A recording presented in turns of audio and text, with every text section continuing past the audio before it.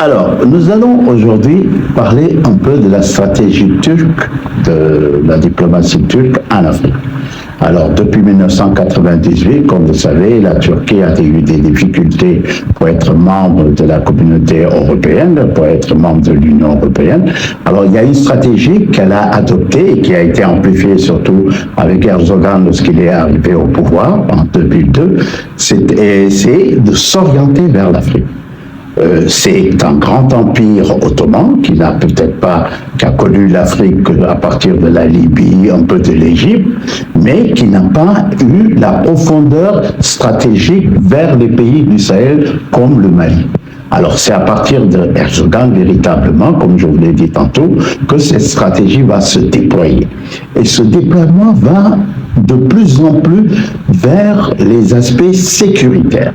À partir de 2018, par exemple, le Mali, j'ai eu l'honneur de recevoir le ministre de la Défense de l'époque pour signer des accords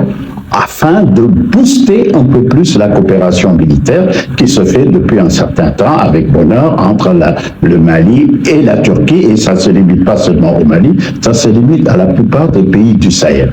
Donc, j'ai eu l'honneur d'être le premier ambassadeur du Mali en Turquie, et c'est dans ce cadre-là que la diplomatie turque tournée vers l'Afrique, avec plus de 40 ambassades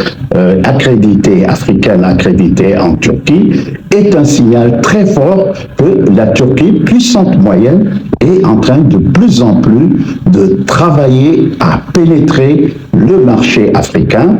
non seulement du point de vue économique, du point de vue culturel et religieux, puisqu'il y a des liens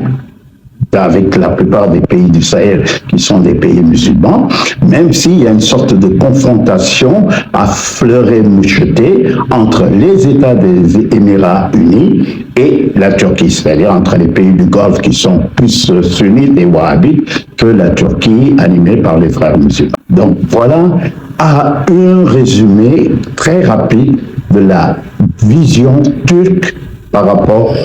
à l'Afrique, ses enjeux sécuritaires, ses enjeux économiques, ses enjeux culturels.